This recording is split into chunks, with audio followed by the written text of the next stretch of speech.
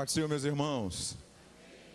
Logo após a conclusão do trabalho, a ministração, nós vamos apresentar a irmã Sofia Maria Amaral Malheiros e a Nerilene Lima Brito, que vão fazer parte da nossa família da área de número 105. Os irmãos estão felizes? Glória a Deus. Abra a palavra de Deus em Gênesis, por favor.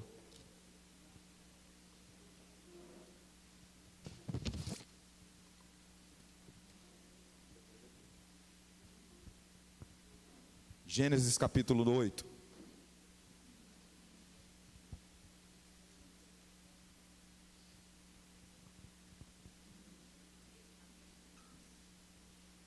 Gênesis capítulo 8.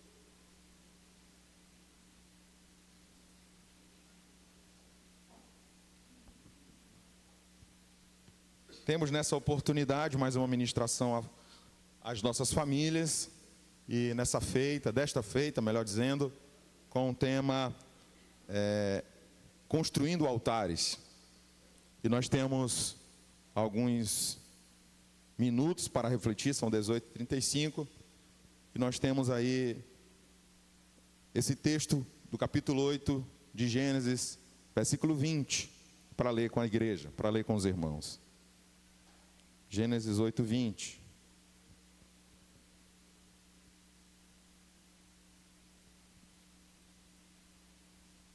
Podemos ler? Estou vendo ali meu irmão, Dr. Hugo. Está em casa, seja bem-vindo. Sua esposa? A noiva? Ah, já profetizei aqui o negócio. Deus abençoe. Vamos ao texto.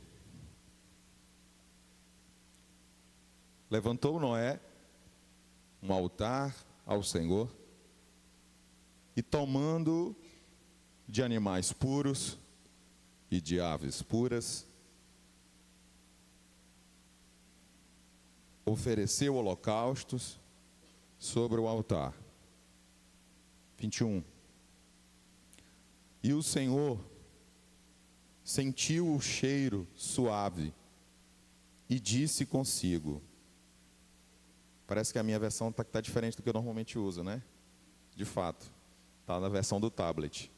Nunca mais vou amaldiçoar a terra por causa das pessoas, porque é mau o desígnio íntimo do ser humano desde a sua mocidade. Outra versão diz meninice. Também, nunca mais vou destruir todos os seres vivos, como fiz desta vez. A igreja vai ler o 22, por favor. Enquanto...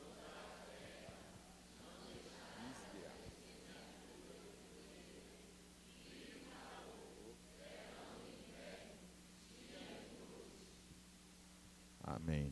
Glória a Jesus. Estamos aqui para falar de altares. É um sermão temático, portanto nós iremos usar mais de um texto. Para ser preciso, nós iremos usar três textos. Eu queria pedir só um pouquinho mais de retorno para mim, meu filho, por favor. E nós queremos inicialmente falar que o altar era algo muito comum no Antigo Testamento. Os judeus, obviamente, mas todas as nações tinham o costume de erguer altares aos seus deuses.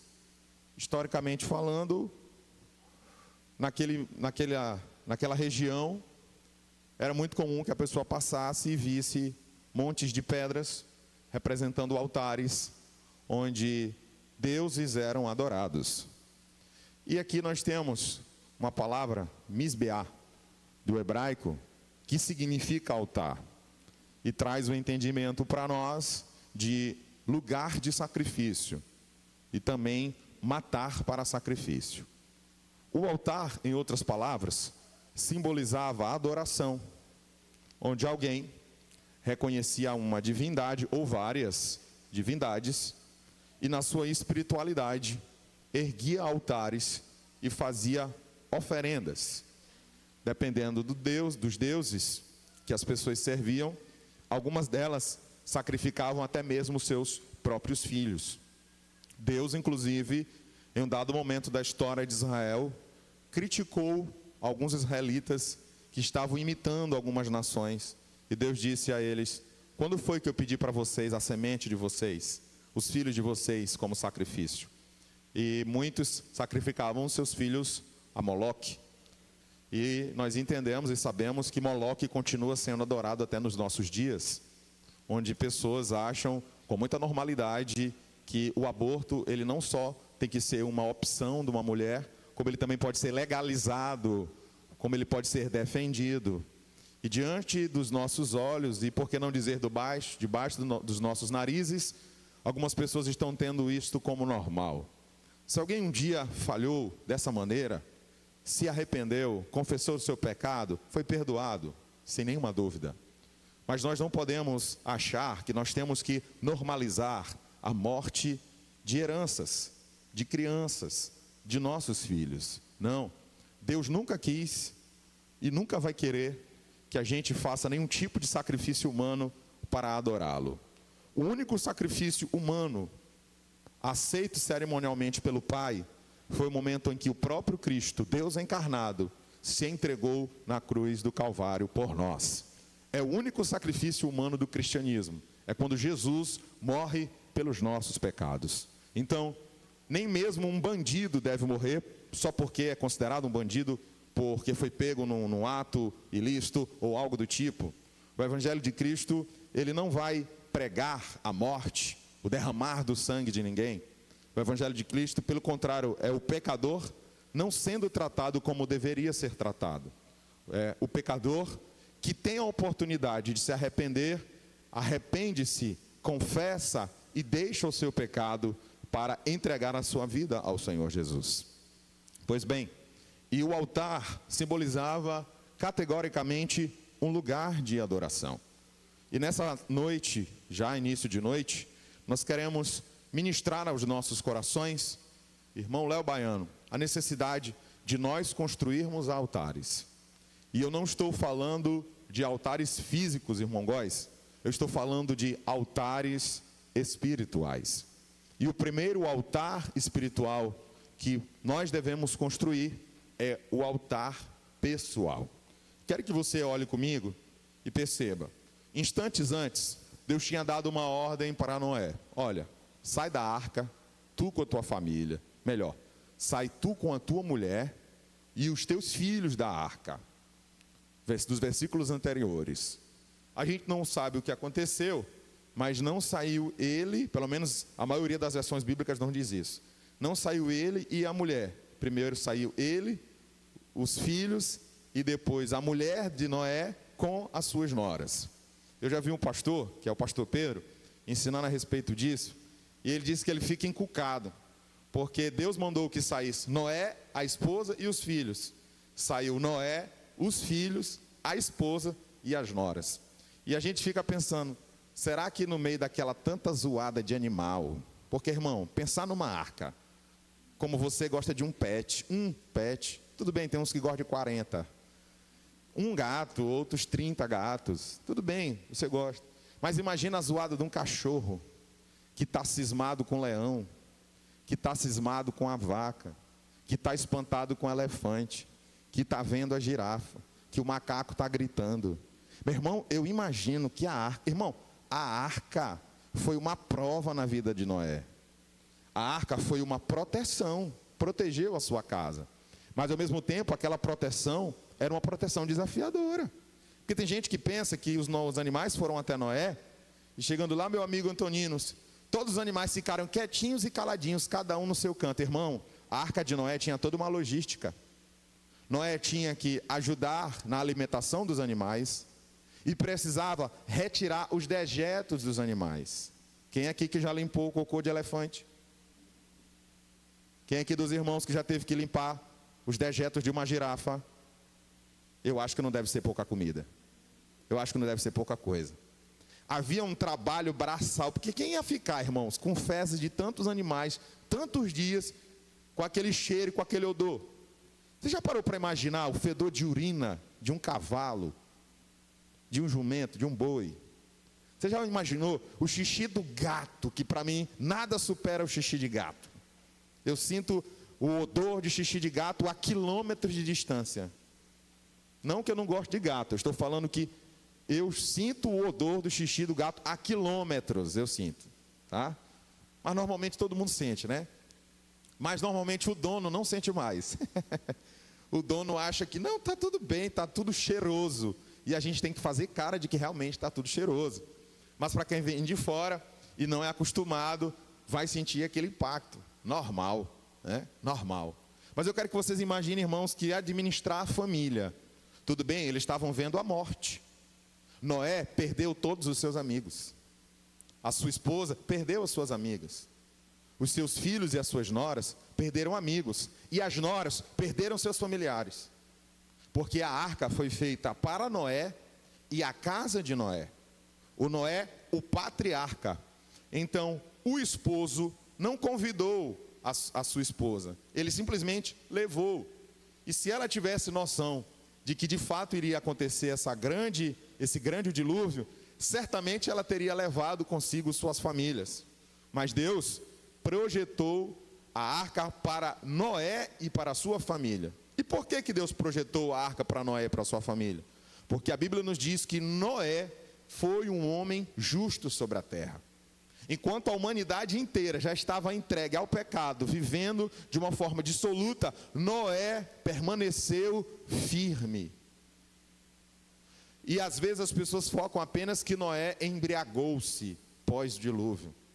Porque as pessoas amam apenas focar no erro das outras e marcam apenas o erro delas. Mas deixa eu te contar uma coisa, Noé foi um homem correto. Noé foi um homem justo. A ponto de que o próprio Deus disse: toda a raça humana vai morrer, mas esse homem vai viver. Irmãos, se Deus olhar para nós, homens, chefes de família, e se Ele achar que nós devemos, com o nosso proceder, irá proteger ou colocar a nossa família em risco, o que será da nossa família?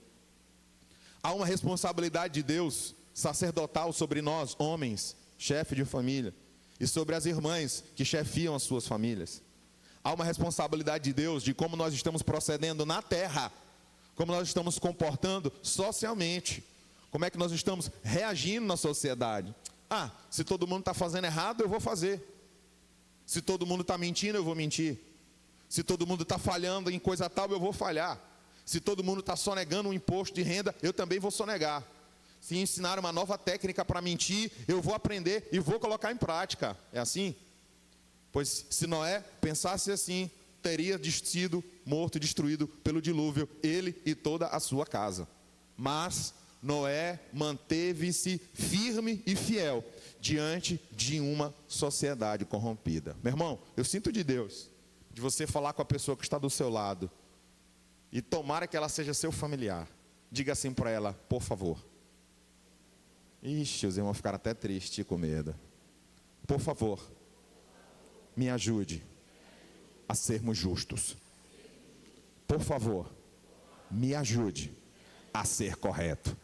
Se você perceber que eu quero falhar, se você perceber que eu quero errar, por favor, não concorda comigo. Por favor, me corrige. Por favor, me ajuda. Quando alguém quer fazer uma coisa errada, se ele olha para o lado e recebe o incentivo, ele vai fazer. Se alguém está afim de escorregar na casca da banana, se ele vai falar com a mulher dele: rapaz, eu queria fazer assim, o que é que tu acha? Aí ela diz assim: faz. Era tudo o que ele queria ouvir. Só que nesses instantes, eu quero que você lembre da arca de Noé. Ela não tinha brechas. A arca representava a vida de Noé e de sua família. Ela não tinha brechas. Porque a palavra de Deus diz que o inimigo, ele procura brechas. O inimigo não procura um portão aberto para destruir. Ele só está buscando uma brecha. Um pequeno desvio de conduta para que a partir daquilo ele venha executar o seu plano, que Jesus nos disse qual é, irmã Catiane: roubar, matar e destruir. Então, não podemos transferir para Deus alguns acontecimentos da nossa família se nós estamos decidindo não obedecer a Deus. Noé só entrou na arca porque ele era fiel. Mas ele era tão fiel que ele construiu a arca numa região difícil de alguém imaginar que um dia aquele barco sairia do lugar. Uma coisa, irmão Adenor, é alguém construir um grande barco em São Luís do Maranhão. Nós somos uma ilha, varão. A qualquer momento a gente pode rebocar esse grande barco e descer para o mar para navegar. Mas Noé estava a quilômetros e quilômetros do mar, numa época que não tinha um rebocador, que não tinha trator. Eu estou falando, irmãos, que o chão era rachado de tanto sol. Não fazia nenhum sentido construir uma arca, exceto se um homem íntegro recebeu uma mensagem de Deus. A nossa integridade é um convite para Deus falar conosco. A nossa integridade e justiça, a nossa não compactuação com aquilo que é corrupto, com aquilo que não é correto, é um convite do céu para que Deus nos proteja. E se você for capaz de ser fiel até as últimas circunstâncias, Deus irá proteger você e a sua casa até as últimas circunstâncias. Mas as pessoas não querem saber de doutrina. Quer saber, sinta-se amado, sinta-se amado. Meu irmão, o convite de Deus para nós é: temos que ser homens e mulheres justos.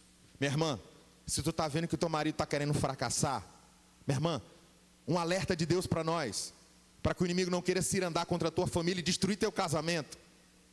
Porque existem erros que às vezes eles não se tornam sociais, mas existem aqueles que acabam se tornando, e dependendo da repercussão do que isso possa ter, já pensou que Deus o livre o seu marido ou a sua esposa ter que encontrar com um juiz ou ir para trás das grades? E já pensou uma ruína familiar acontecer? Por quê? Porque a família, ela tem inimigos. O evangelho tem inimigos. E os nossos inimigos são cruéis. Os nossos inimigos não gostam de nós. Os nossos inimigos não querem nos ver sendo honrados por Deus. Eles querem nos destruir. E se a gente der pano para manga, como se diz? E se a gente abrir as portas, baixar a guarda, abrir brecha? Não, minha irmã e meu irmão. E se você entrou aqui hoje, nessa noite, o Espírito Santo de Deus está falando ao teu coração. Ainda é tempo de arrumar coisas. Ainda é tempo de resolver problemas. Ainda é tempo de resolver situações. Olhe para esse texto, por favor, tendo consciência que Noé teve fé para construir um barco no Oriente Médio, numa região de difícil acesso, de um solo que não tinha condição de ter água naquele lugar, para que guardasse, para que fizesse, para que navegasse uma embarcação daquela proporção. A parte do navio que fica submersa, que nós não vemos, se chama calado. O calado que Noé teve que fazer, que é a parte que iria navegar, representa muito o que ele teve que ouvir quando as pessoas o questionavam: para onde você vai com esse barco? Irmãos, tem projetos de Deus para nós que você vai ter que ouvir muita coisa, mas você vai ter que ficar calado. Tem situações que a gente não deve ficar dando satisfação a quem não merece. Tem situações que você não tem que ficar se preocupando em dar explicações demais. Irmão, a melhor coisa que tem para um crente é esperar e confiar em Deus. Segundo, o tempo. O tempo. O tempo diz se você é verdadeiro ou se você não é. O tempo diz se você é sincero, se você não é. O tempo diz se você está certo fazendo o barco, ou se você está errado, ou se é loucura. Eu imagino o arrependimento daqueles que um dia criticaram Noé. Não é ali, tudo seco e eles olhando. Eu imagino aquela conversa de amigos, eles dizendo assim: para onde aquele louco vai? Rapaz, que loucura é aquela? Tu já viu alguma vez? Tu já ouviu falar alguma vez de um barco daquele tamanho? Não, nós somos acostumados com canoa. Aí você, que Deus te deu um projeto de uma arca, quer brigar com quem só conhece canoa.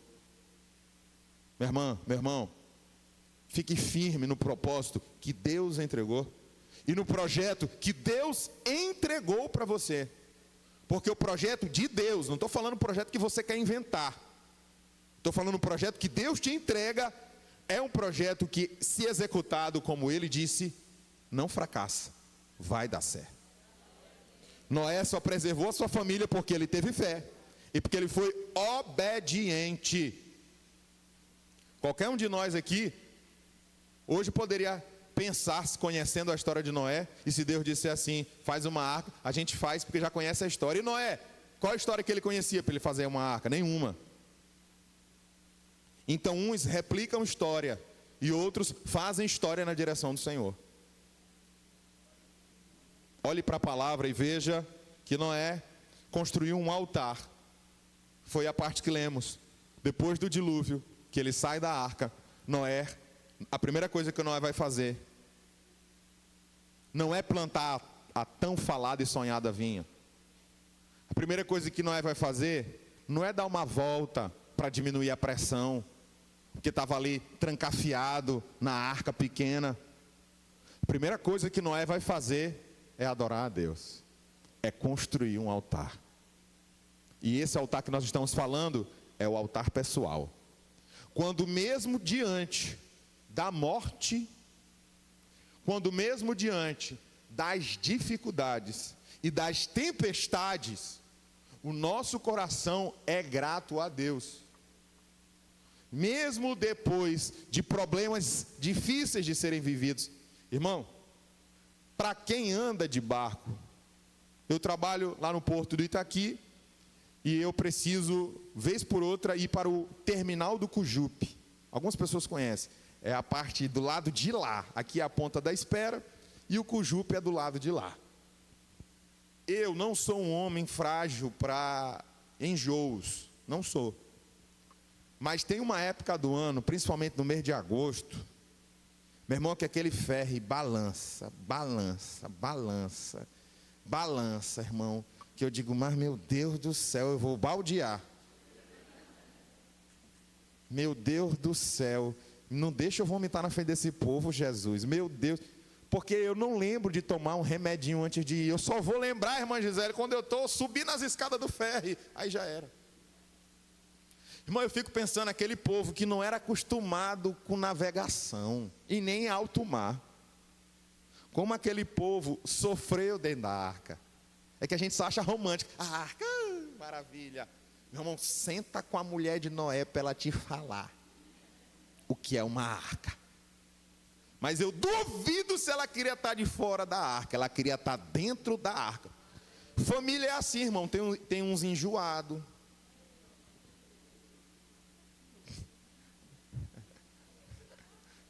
Tem uns sensíveis, tem uns fortes, tem uns fracos, mas eu te digo, em nome de Jesus, o melhor lugar que a gente tem que estar é com a nossa família. Família tem uns que pedem dinheiro emprestado e não paga. Tem uns que pedem o dinheiro e demora a pagar, mas paga, mas demora, mas paga, mas demora. Mas paga, mas demorou, mas paga. E tem aqueles que a gente nunca empresta, porque a gente sabe mesmo que não vai pagar. Deus o livre, se eu emprestar eu perdi, nunca mais eu vejo a cor desse dinheiro. Nunca vou esquecer? Não, não é meu parente não. Cadê minha água? Que uma pessoa chegou para mim e disse, rapaz, me presta R$100. Meio-dia eu te pago. Era de manhã. 8 horas da manhã. E eu calculei com os meus botões, 8 horas. O camarada me pede 100.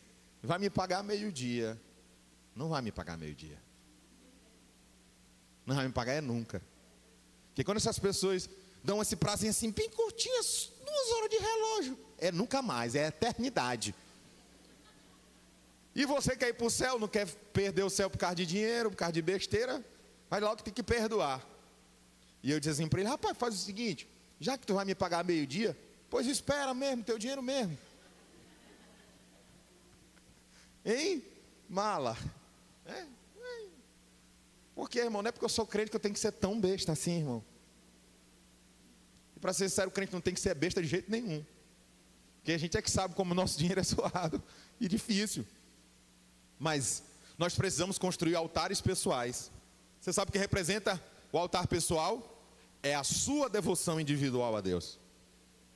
É o seu momento que você tem que ter com Deus. Você tem que construir um altar dentro do seu quarto. E eu não estou falando de um altar físico. Eu estou falando de você como construir um altar espiritual para o Senhor. A sua casa tem que ser o lugar onde você inicialmente se importa em adorar a Deus, em ter uma vida de compaixão, de piedade e de devoção espiritual. Onde você abre a palavra e se alimenta dela. Onde você dobra os joelhos e fala com Deus. E lá você obtém respostas do Senhor. Então a gente começa com a construção dos altares, com o altar pessoal. Por favor, repita comigo, eu. Coloque a mão no seu coração se você puder. Repita comigo, eu preciso construir um altar espiritual na minha vida. Eu preciso todos os dias ir à presença de Deus e servi-lo, porque eu sou o altar e eu sou a oferta. Olhe para cá, por favor. Nós somos o altar, nós somos a oferta. Nós renunciamos, porque altar representa lugar de renúncia. Ao mesmo tempo que nós renunciamos, nós agradecemos, porque um altar é lugar de gratidão. O que estava fazendo Noé? Estava agradecendo pelo grande livramento, e ao mesmo tempo ele estava adorando o Deus que disse para ele um dia, constrói a arca. Um dia você vai agradecer a Deus, pois ele te chamou e você se entregou. Um dia você vai poder agradecer e podendo ver o teu filho voltando, a tua filha voltando para os caminhos do Senhor. Um dia você vai agradecer porque você ouviu a voz de Deus e fez a oferta da tua vida, e você tem vivido uma vida de renúncia, e Deus se agrada disso. Ele sabe que os lugares que você poderia frequentar, Ele sabe por onde você poderia andar, Ele sabe o que você abdicou para estar hoje num domingo de noite como esse na casa dele. Ele sabe. Então você pode dizer, Senhor, eu venho até o altar, mas eu venho porque eu sou uma oferta para o Senhor. A minha vida pertence a Ti, a minha família pertence ao Senhor, os meus sonhos pertencem a Ti. Eu sou o altar, mas eu também sou a oferta. Altar pessoal. Vamos para o próximo texto. Abra a palavra de Deus em Jó, capítulo de número 5. Nós vamos para o segundo altar, que é o altar familiar. Primeiro eu disse o altar pessoal, agora nós vamos para o altar familiar. Se o primeiro diz respeito à individualidade, à sua devoção, é impossível você construir um altar familiar sem primeiro ter um altar pessoal. É impossível você imprimir uma vida espiritual à tua família sem primeiro você individualmente ter a tua própria vida espiritual. Jó capítulo 1, versículo 5. Jó 1, 5. Quando se encerrava um ciclo de banquetes, Jó chamava quem? Jó olhava para os filhos dos outros. Jó olhava para os filhos dele e os levantava-se que horas? Eita, meu irmão. Pais, vocês estão entrando em propósito pela vida dos seus filhos?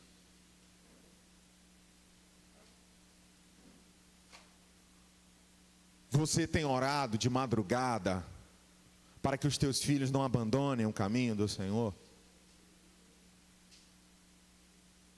Pastor, minha filha só tem 6 meses de vida. E a história, e o futuro, e para frente? Que investimento você tem feito na vida espiritual dos teus filhos? A gente vive um tempo de pais preguiçosos, que não querem investir na espiritualidade dos filhos.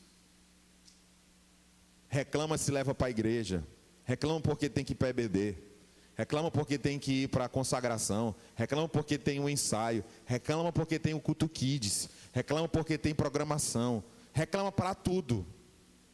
Aí o que acontece? Cresce odiando a casa de Deus. Aí é que o pai e a mãe, oh Senhor, olha para meu filhinho, minha filhinha.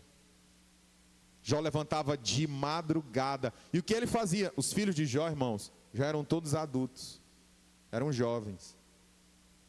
Jó tinha liderança na sua casa dele. Jó chamava os filhos de madrugada com ele. Vamos orar, vamos nos santificar, vamos buscar a presença. Olha aqui, Jó se levantava de madrugada e oferecia holocaustos. Olha aí, pai, você que não quer investir financeiramente na espiritualidade do teu filho. Teu filho tem Bíblia? Se não tem, a culpa não é dele, é sua. Quantos anos tem seu filho? Você tem comprado materiais concernentes à idade do seu filho, para que o evangelho seja absorvido na idade que ele tem?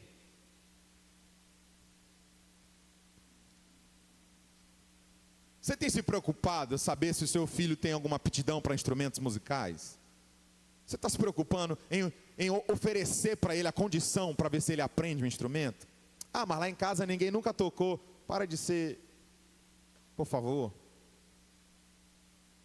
Invista. Eu já vi algumas pessoas dizendo: pastor, graças a Deus, o senhor toca muitos instrumentos, pela misericórdia de Deus. Mas todos eles, a minha mãe comprou com muito sacrifício. Nós não fomos criados com uma vida financeira folgada. Deus nunca permitiu que a gente passasse fome, é verdade. Mas nós nunca tivemos uma vida folgada. E boa parte da vida a gente não tinha escolha do que ia comer. A gente comia aquilo que tinha. Então, quando minha mãe comprava um instrumento, eu me desdobrava, irmão Fábio, para aprender, porque eu sabia quanto custava o instrumento. Eu nunca esqueço que eu tinha um sonho de aprender a tocar cavaquinho, e foi como eu conheci minha mulher, tocando cavaquinho. Mas quem investiu em mim? Minha mãe. Um rapaz que tocava numa banda de pagode lá no bairro. Banda de pagode não, ele tocava no pagode Fundo de Quintal do Sacavém, muito conhecido em São Luís, o Fundo de Quintal. E ele estava aperreado financeiramente e queria vender um cavaquinho. Eu nunca esqueci o valor, R$50. A minha mãe não tinha o dinheiro. E eu fiquei ansioso: mãe, o cavaquinho vale R$100, mas ele só quer 50. Ela: meu filho, eu não tenho dinheiro, mas eu vou pedir emprestado para a vizinha. Uma vizinha não tinha o dinheiro todo, deu R$20. E a outra vizinha emprestou os outros 30. E minha mãe comprou o cavaquinho para mim. E eu aprendi a tocar cavaquinho sozinho. E minha mãe pagou a vizinha, claro, né? E eu conheci minha mulher tocando cavaquinho. Ela gostou foi do cavaco, que eu sei. É forte. É muito, né? Eu sou vencedor, né? Ô, glória. Pronto. Muito difícil. A nossa vida era muito difícil. Mas a minha mãe nunca estacionou. Eu me lembro que a gente tinha vontade de tocar violão. O violão era mais de R$100, era muito dinheiro. Se hoje R$100 é dinheiro, irmão, naquela época, há 25 anos. E a minha mãe comprou, eu não me lembro como, um violão. E esse violão foi para minha irmã aprendeu e largou de mão, e eu parti para o violão. Depois, pela misericórdia de Deus, o meu avô me deu um teclado. Uma pessoa não quis mais tocar o teclado, e meu avô me deu o teclado. Eu aprendi a tocar o teclado. Também, Isabel. Nunca foi fácil, mas Deus sempre tocou. A minha mãe sempre se esforçou. E hoje, pela graça de Deus, servir na obra de Deus, aí alguém olha o pastor, acha que foi fácil. Foi muito difícil para minha mãe. Mas ela estava fazendo investimentos financeiros na minha espiritualidade. Aí tem um monte de pai canhenga, que não quer pagar um curso para o filho, que acha que ele tem que aprender só. Ser um pai justo não é comprar um instrumento e mandar o menino se virar. É fazer, criar um ambiente para que ele possa desenvolver. Uns vão precisar de professor, outros não. E não tem a ver com dizer que um é menos ou mais inteligente que o outro. Não, não tem nada a ver com inteligência. Tem a ver com a sua aptidão para aquilo. E tem coisa que um filho pode ter mais habilidade, que na outra ele não vai ter, e o outro já vai ter. Pessoas são assim, diferentes. Mas Jó investiu, ele fazia holocaustos. Eram 7 homens e 3 mulheres. Então ele fazia uma oferta para o Senhor de 10 animais do seu rebanho. Irmãos, o homem canhenga, ele não come nem um pinto que ele cria. Eu conheço gente canhenga que tem criação, mas não come o pinto. Só de canhenga que é. Aí vem uma doença, mata tudinho, para não ser que é bom. Tu não come, mas o diabo come, né? A peste come, a doença come, a raposa come. Oh, raposa, estava esquecendo da raposa, Jeová. Hoje eu vi um vídeo de um moço do interior, que há muitos anos vinha jogando dentro de um depósito dinheiro. Aí quando ele foi conferir, o cupim tinha comido o dinheiro. Mas rapaz, é papel, o cupim come madeira. Irmão, a nota de R$100, tudo azulzinha, tudo castigada, tudo comida. Aí ele, deu cupim. Trabalhou a vida todinha para não chegar no final dela, acho que comprar um sítio, um negócio, talvez pensando que ia ter 100 mil, o que é que tem lá? Fezes de cupim. Oh, irmão, olha o resto, degradou tudo. Oh, meu Deus, não deixa isso acontecer comigo não. Sabe o que eu lembrei na mesma hora? Que a Bíblia diz que nós não temos que ajuntar tesouro na terra, onde a traça, a ferrugem e o cupim corrói. Nós temos que juntar tesouros no... Se o teu filho tiver um desesperado por dinheiro, ele nunca vai querer Jesus. Se o seu filho vê que você se importa mais com o dinheiro do que investir nele, meu filho, o que é que você está precisando aí para você aprender um instrumento? Bora comprar um instrumento? Meu filho, deixa eu comprar uma Bíblia para você melhor. Meu filho, que tal você fazer um curso bíblico? Tem curso bíblico, inclusive na internet, para todas as idades. Existe a Universidade da Família, que tem excelentes cursos. Meu sonho é trazer cursos da Universidade da Família para a nossa congregação, para a nossa igreja. Excelentes cursos da Universidade da Família, excelente. E nós podemos incentivar os nossos filhos, podemos pagar para os nossos filhos, podemos ajudar os nossos filhos, para que eles desenvolvam espiritualidade. Isso é altar familiar. O altar familiar é construído por um homem e por uma mulher, ou só de um homem ou só de uma mulher, que tem o temor do Senhor e sabe a importância, irmã Késia, de investir nos seus filhos. Olha aqui, ele oferecia holocaustos 10, segundo o número de todos eles, 7 homens, 3 mulheres.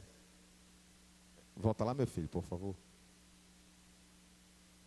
Pois Jó pensava assim, como? Talvez, a parte que mais me toca aqui é essa.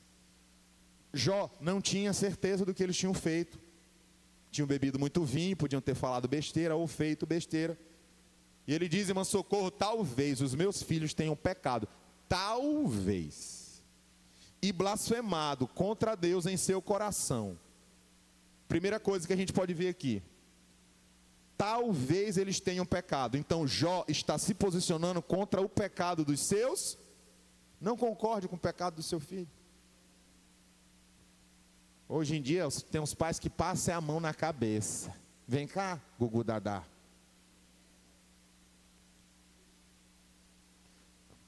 É pai que traz o namorado da filha para dormir dentro de casa com eles. Com ela, dentro de casa.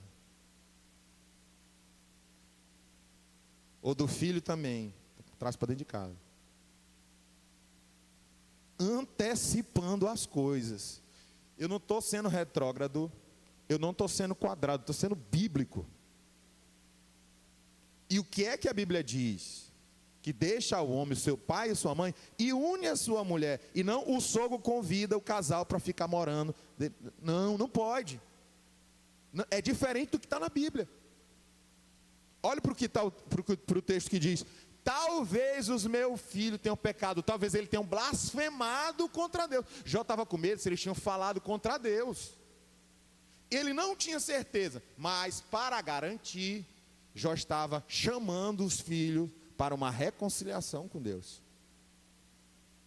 É tempo de você, pai, mãe, investir na espiritualidade dos teus filhos e ajudar os teus filhos, seu filho ou a sua filha a se aproximar do Senhor. O texto fecha dizendo: Jó fazia isso de vez em quando, porque ele não queria gastar 10 animais do rebanho. Jó não queria gastar combustível para ir para a igreja. Não, ou a gente vai de noite ou vai de manhã, para não gastar gasolina. Aí teu filho está vendo que para ti o combustível é mais importante do que ir para a casa de Deus.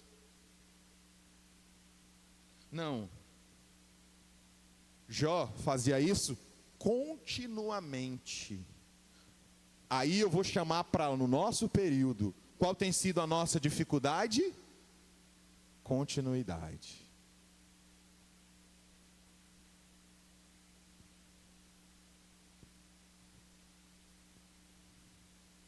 Não é para você vir com seu filho uma vez sim e 10 não. Você não vai conseguir absorver o evangelho você vindo só no culto da virada. Porque vou começar um novo ano e eu quero a bênção de Deus. Jó fazia isso pelos filhos continuamente. Imagine por ele. Continuamente. Mas a nossa geração, ocupadíssima com o trabalho, tem dificuldade com continuidade. Não desanime da fé. Continue. Não desanime de chorar pelo seu filho. Continue. Não desanime de orar pela sua família, para construir um altar dentro da sua casa. Continue. Mesmo cansado, a gente tem que continuar. Mesmo entristecido, a gente tem que continuar. Mesmo alguém ter falado mal de você lá no teu trabalho, você tem que chegar em casa e fazer o seu culto como se nada tivesse acontecido. Aí depois você conversa. Cada família tem a sua dinâmica. Se você sabe que o melhor momento para vocês orarem juntos é de manhã cedo, orem. Hoje em dia a gente faz tanta coisa, responde a mensagem, olha o grupo do trabalho, já viu o que vai fazer, mas não faz o culto. Eu disse na quinta-feira para os irmãos que estavam aqui, às vezes quando a gente ia deixar as meninas na escola, eu fazia o culto doméstico no volante. E isso me incomodou diante de Deus. Eu disse: espera aí, Deus. Eu estou falando para minhas filhas como se o meu tempo que eu tenho para o Senhor é um tempo arranjado. Eu vou arranjar uma brechinha para o Senhor, e o Senhor não está sendo a minha prioridade. Aí você quer saber de uma coisa? Não vou fazer mais isso. Eu estou falando para os irmãos que nós não somos Superman. Nós também temos falha. Nós também às vezes falhamos na continuidade, pela demanda de trabalho, pelo cansaço. Mas irmãos, a espiritualidade dos nossos filhos depende da nossa resiliência diante dos nossos desafios. Continuidade. Por favor, Deus colocou alguém do seu lado, a gente precisa encerrar, né? Mais uns minutos. Diga assim para essa pessoa: não pare de erguer o altar na sua casa. Diga assim para ela: me ajuda, que eu te ajudo. Mas não vamos deixar a nossa casa sem um altar para o Senhor. Olhe para cá. Sabe que muita casa o que é que tem? O altar é uma televisão. A família está ao redor só de filmes e séries e programas e desenhos e etc.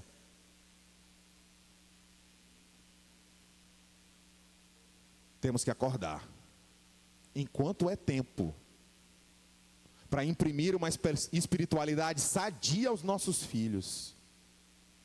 E você, irmão, que já tem netos, ajude o seu filho nisso também, pelo amor de Deus. Porque tem coisas que nós, como filhos, e estamos educando a nova geração, podemos não estar enxergando. E são os nossos pais que vão nos ajudar nesses conselhos.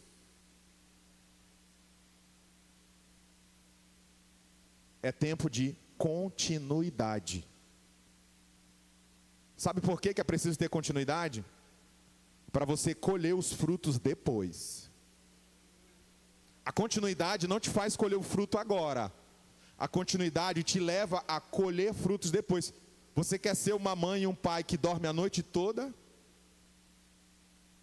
Pois ensine o evangelho de Jesus para os seus filhos.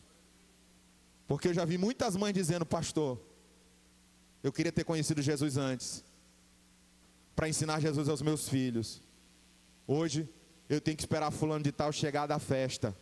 E enquanto ele não chega às 5 horas da manhã, eu não consigo dormir.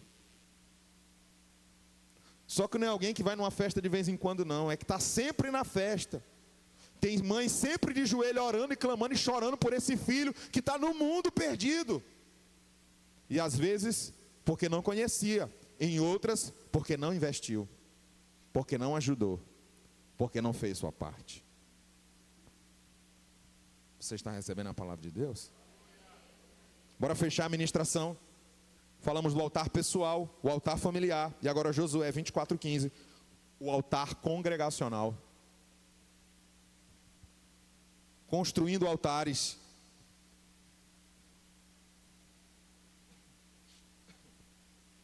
Josué 24:15.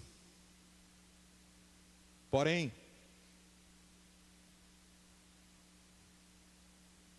se vos parece mal servir ao Senhor, escolhei hoje a quem servais, se aos deuses a quem serviram os vossos pais que estavam da além do Eufrates,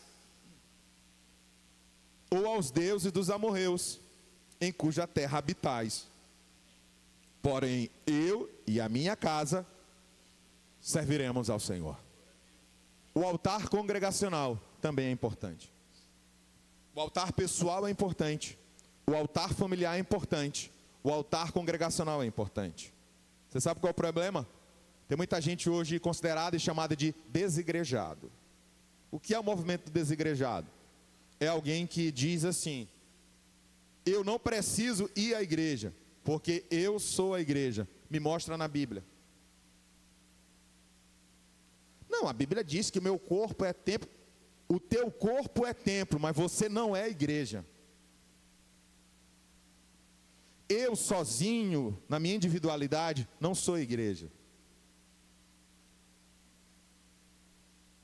Igreja tem a ver com o corpo de Cristo. Igreja tem a ver com o congregacional, a congregação, o ajuntamento dos santos. Você, para ser igreja, tem que estar integrado ao corpo de Cristo. Tem que ser membro do corpo e não um membro amputado vagando por aí. Qualquer membro de um corpo físico de alguém que é amputado, dentro de instantes, ele vai necrosar, vai perder a sua vida, vai deixar de circular sangue, vai trazer o odor, vai ficar pútrefo e vai ter que ser jogado fora. Assim é um membro espiritual. Ele não pode ser amputado, ele tem que estar junto com o corpo. Josué chegou para o povo, Josué já era idoso, estava encerrando a sua carreira, seus dias. Ele disse: olha, se vocês querem servir os deuses da além do rio Eufrates, que ele estava falando do Egito, nós estamos falando que o panteão egípcio, os deuses do Egito, eram mais de 2.000 deuses. Osíris, Íris e assim por diante, mais de 2.000 deuses. E muitos deles ainda traziam consigo o culto a esses deuses. Se vocês querem servir os deuses da além do rio, ou se vocês querem servir os deuses dos amorreus, que é onde vocês estão, ou seja, de Canaã, podem servir. Eu e a minha casa serviremos ao Senhor. Foi aí que eles disseram, longe de nós. E eles firmaram um acordo que eles iriam lançar fora os seus deuses e juntos iam se congregar para servir ao Senhor.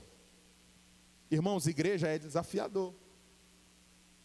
Mas sabe qual é o problema de alguns? Tem saúde, tem disposição, quer dizer, não tem disposição, tem condição, não é problema financeiro, mas fica dizendo assim, já postaram o link do culto? Não quer vir à igreja, mas quer assistir de casa. Aí vem, deitado na cama, não está doente, nu da cintura para cima, uma perna jogada em cima de um travesseiro, a outra perna paracular, e diz que está no culto. Você não está no culto, irmão. Uma coisa é você não poder vir.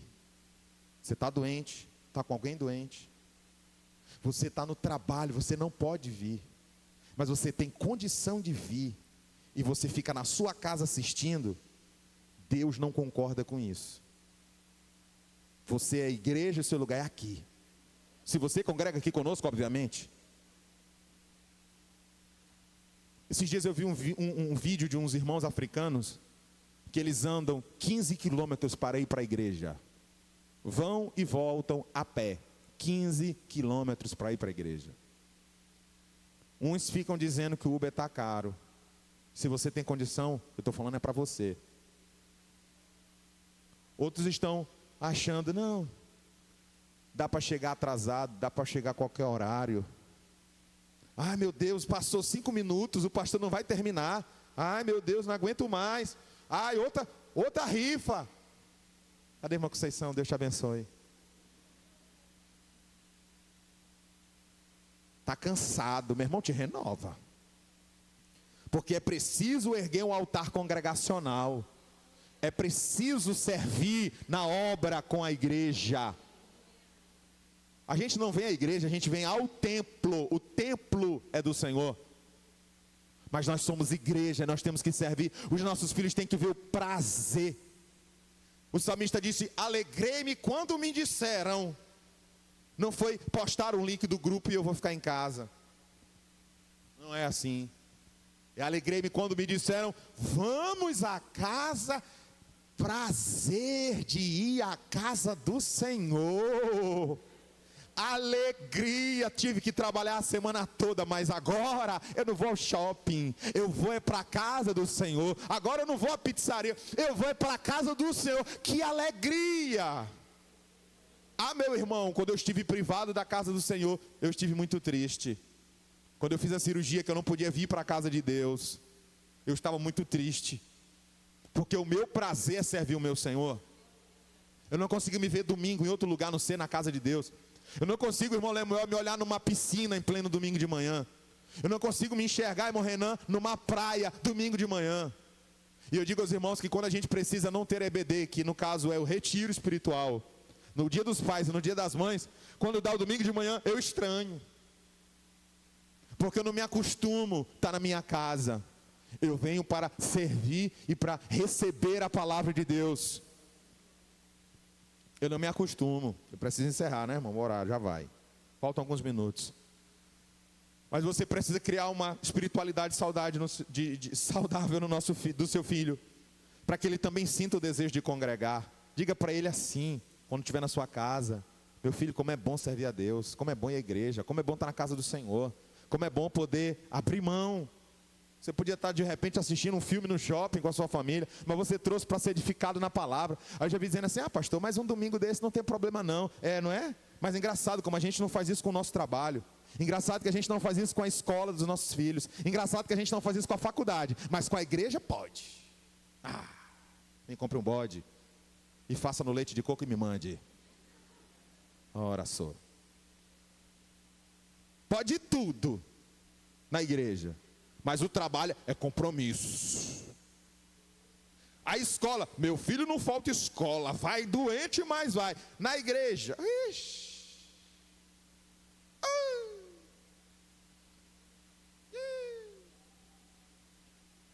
Não está nem aí, porque não tem a continuidade e não tem se preocupado em imprimir a necessidade nos filhos de congregar e de servir na casa de Deus. Pai, mãe, você não se arrepende quando você constrói um altar na sua casa, na casa de Deus e em você. Fique de pé, por favor.